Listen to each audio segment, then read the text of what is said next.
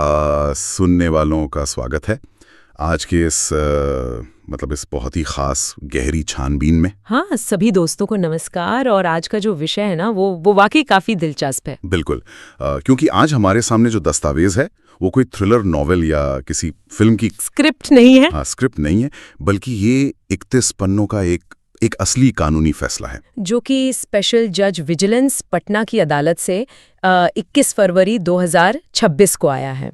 तो चलिए इस मामले के तथ्यों यानी फैक्ट्स ऑफ द केस से शुरुआत करते हैं। बताइए। तो ये घटना शुरू होती है 31 अक्टूबर 2009 से। काफी पुरानी बात है। हाँ। शिकायतकर्ता है 15 साल की बेटी कोचिंग पढ़ने गई थी और वहां से उसका अपहरण हो गया। जी, वहां से उसका अपहरण हो गया। उन्होंने तुरंत गिरियाचक पुलिस स्टेशन में एफआईआर दर्ज कराई। एक पिता के लिए कितनी भयानक स्थिति रही होगी ये। बहुत भयानक। अब इस केस के इन्वेस्टिगेटिंग ऑफिसर यानी आईओ नियुक्त किए गए एएसआई नरेश प्रसाद। अब कायदे से पुलिस का काम था तुरंत एक्शन लेना। एएसआई नरेश प्रसाद ने 3 आरोपियों में से एक को तो गिरफ्तार कर लिया, लेकिन बाकी 2 आरोपी अभी भी फरार थे। बिल्कुल। और यहीं पर मामले ने एक बहुत ही घिनौना मोड़ लिया।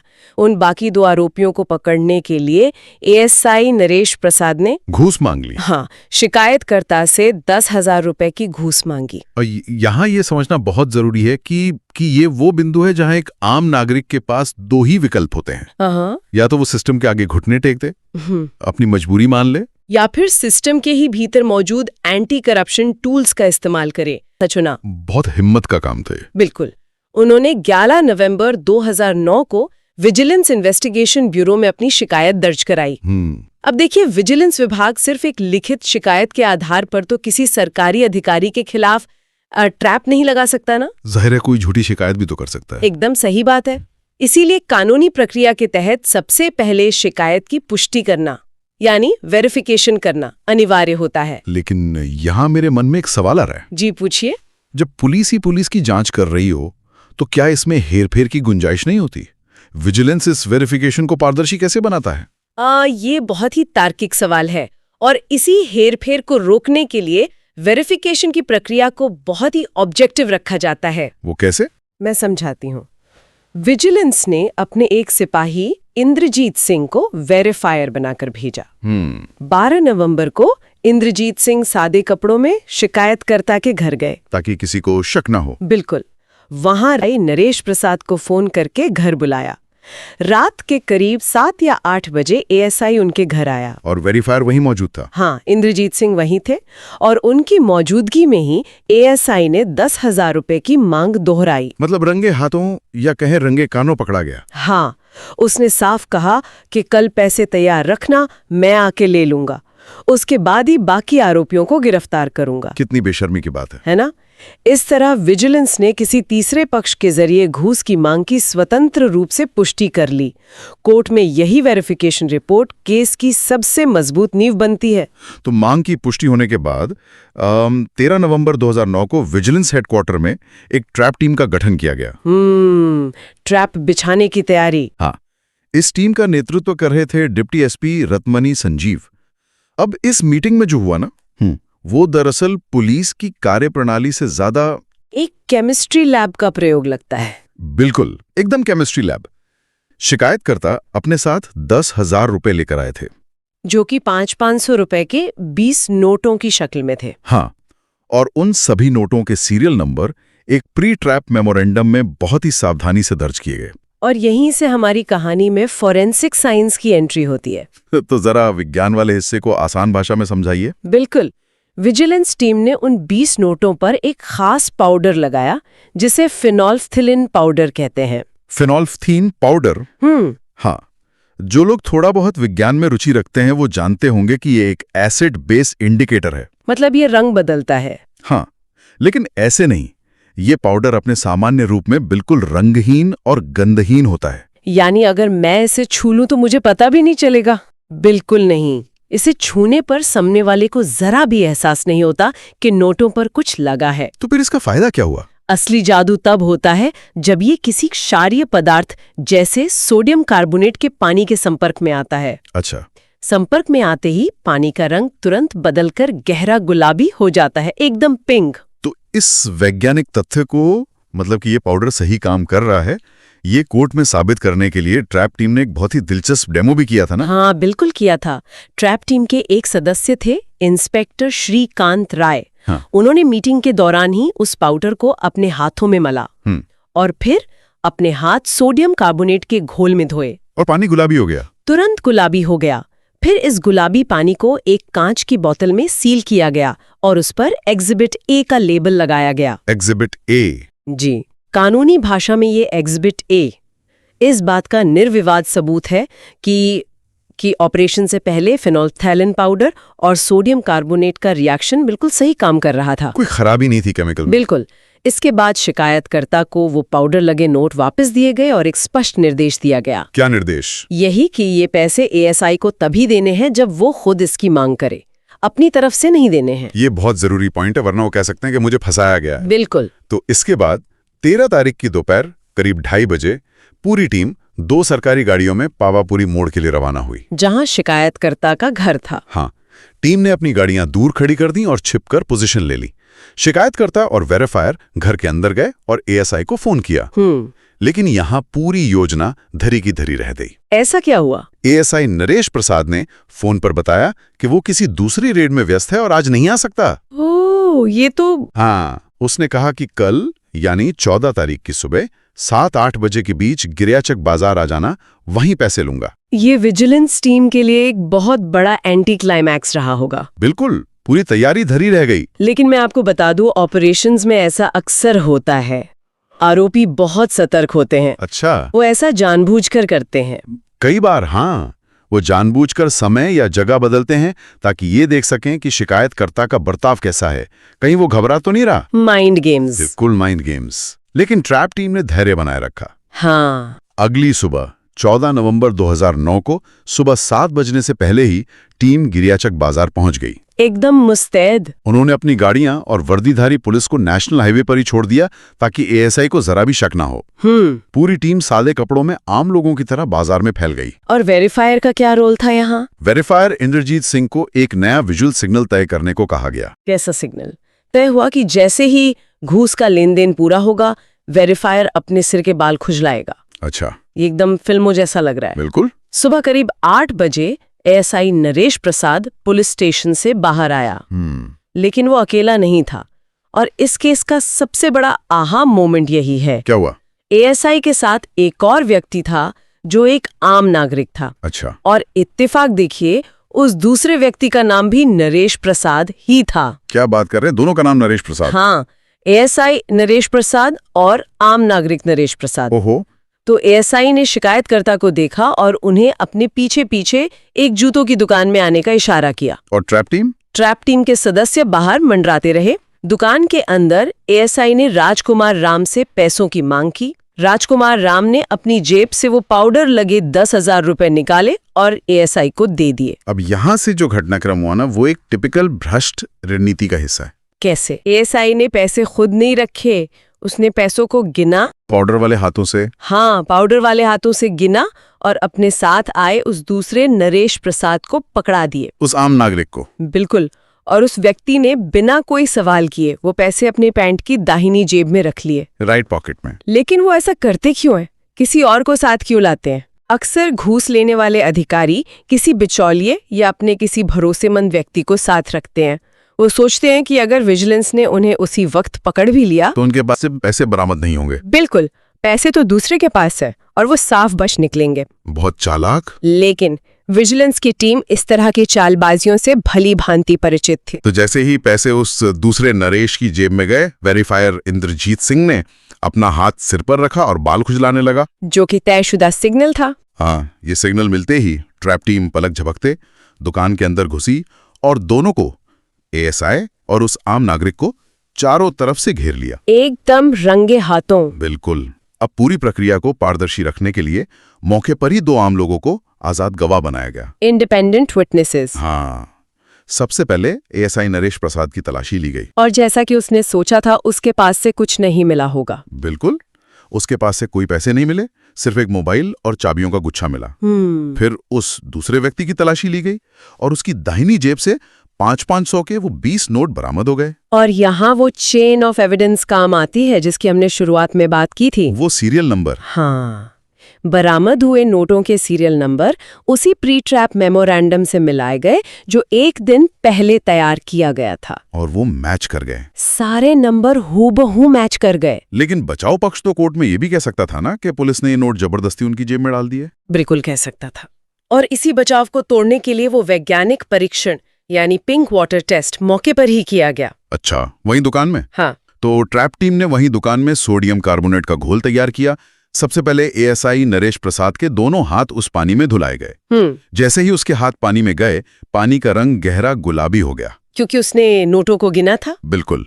ये इस बात का अकाट्य वैज्ञानिक प्रमाण था कि एएसआई ने उन नोटों को छुआ था। फिर उस दूसरे नरेश प्रसाद के हाथ धुलाए गए होंगे? हाँ, वो पानी भी गुलाबी हो गया। क्योंकि उसने भी पैसे पकड़कर जेब में रखे थे। लेकिन विजिलेंस टीम यही नहीं रुकी।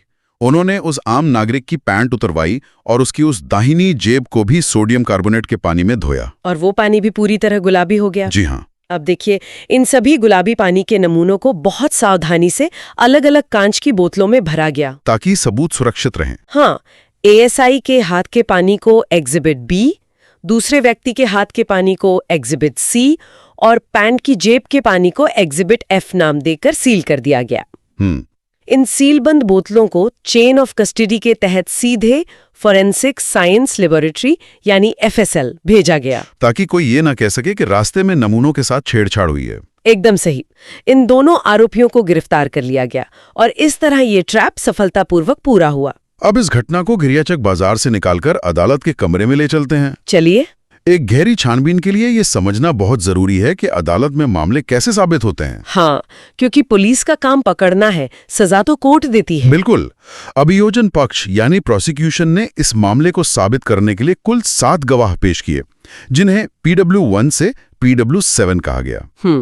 PW1 थे खुद शिकायतकर्ता राजकुमार राम, PW6 थे ट्रैप टीम के लीडर रत्मिनी संजीव और फोरेंसिक एक्सपर्ट? हाँ, PW7 थे फोरेंसिक एक्सपर्ट अनूप कुमार, जिन्होंने एफएसएल रिपोर्ट पेश की।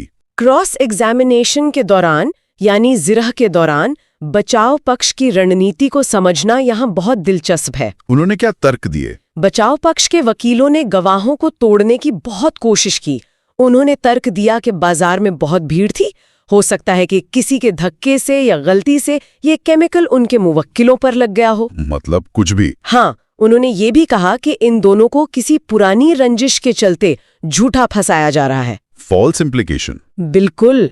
लेकिन जब विज्ञान सामने खड़ा होना तो ऐसे कमजोर तर्क टिक नहीं पाते। तो क्या बचाव पक्ष के पास इस बात का कोई जवाब था कि अगर पैसे उन्होंने नहीं मांगे थे तो उनकी जेब से वो नोट कैसे बरामद हुए? कोई जवाब नहीं था। और उनकी पैंट की जेब का पानी गुलाबी कैसे हो गया? यही वो बिंदु है जहां बचाव पक्ष पूरी तरह से विफल हो गया। वो इस बात का कोई भी संतोषजनक जवाब नहीं दे पाए कि अगर उन्होंने घूस नहीं ली थी तो उनके हाथों और जेब में फिनोल्फिथिलीन पाउडर कैसे पहुंचा। और यहीं पर इस केस का सबसे बड़ा कानूनी हथियार सामने आता है। कौन सा हथियार? प्रिवेंशन ऑफ करप्शन एक्ट 1988 का सेक्शन 20। ये सेक्शन 20 क्या है और ये इतना शक्तिशाली क्यों माना जाता है? जरा समझाइए। देखिए, सामान्य आपराधिक मामलों में कानून का एक बुनियादी सिद्धांत होता है, इनोसेंट अंटिल प्रूवन गिल्टी। हाँ, यानी जब तक दोष साबित ना हो जाए आरोपी को निर्दोष माना जाता है और सारा सबूत जुटाने का भार अभियोजन पक्ष पर होता है। बर्डन ऑफ प्रूफ पुलिस पर होता है। बिल्कुल। लेकिन भ्रष्टाचार के मामलों में सेक्शन 20 इस सिद्धांत को एकदम पलट देता है। कैसे? ये कानून स्पष्ट कहता है कि अगर किसी पब्लिक सर्वेंट या किसी व्यक्ति के पास से घूस का पैसा बरामद हो जाता है तो अदालत कानूनी तौर पर ये मानकर चलेगी, प्रिजम्पशन ऑफ गिल्ट, कि उसने वो पैसा किसी गलत काम या भ्रष्ट मकसद के लिए ही लिया है। ओहो, इसका मतलब है कि अब खुद को निर्दोष साबित करने की पूरी जिम्मेदारी आरोपी की हो जाती है। 100%। अभियोजन पक्ष का काम सिर्फ इतना है कि वो ये साबित कर दे कि पैसा आरोपी के पास से बरामद हुआ है और रिकवरी वैध है, जो कि विजिलेंस ने नोटों के नंबर और पिंक वाटर टेस्ट से साबित कर ही दिया था। बिल्कुल। इसके बाद गेंद आरोपी के पाले में चली जाती है। अब आरोपी को कोर्ट में सबूतों के साथ ये साबित करना होता है कि वो पैसा घूस का नहीं बल्कि किसी वैध लेन देन का था, जो कि वो कर नहीं पाए। हाँ, इस केस में दोनों नरेश प्रसाद अदालत में ऐसा कोई भी सबूत पेश करने में नाकाम रहे। तो सारी गवाहियों, एफएसएल रिपोर्ट और सेक्शन 20 के प्रावधानों को देखने के बाद 21 फरवरी 2026 को स्पेशल जज मोहम्मद रुस्तम ने अपना ऐतिहासिक फैसला सुनाया। कोर्ट ने अभियोजन पक्ष के सबूतों को पूरी तरह से विश्वसनीय माना और दोनों आरोपियों एएसआई नरेश प्रसाद और आम नागरिक नरेश प्रसाद को दोषी करार दिया। लेकिन फैसला सुनाए जाने के बाद सजा तय करने के दौरान बचाव पक्ष ने एक बहुत ही मार्मिक अपील की थी। जी हाँ, क्वांटम ऑफ सेंटेंस के वक्त बचाव पक्ष के वकील ने अदालत से नरमी बरतने की गुहार लगाई। उन्होंने दलील दी कि एएसआई नरेश प्रसाद की उम्र अब 72 साल हो चुकी है। 72 साल? हाँ, और वो कई बीमारियों से जूझ रहे हैं। लेकिन सबसे बड़ी बात जो उन्होंने अदालत के सामने रखी वो ये थी कि एएसआई की एक बेटी है जो मानसिक रूप से कमजोर है, मेंटली रिटार्डेड है। जी, और उसकी देखभाल करने वाला उनके सिवा कोई और नहीं है। ये सुनकर किसी के भी मन में सहानुभूति पैदा हो सकती है।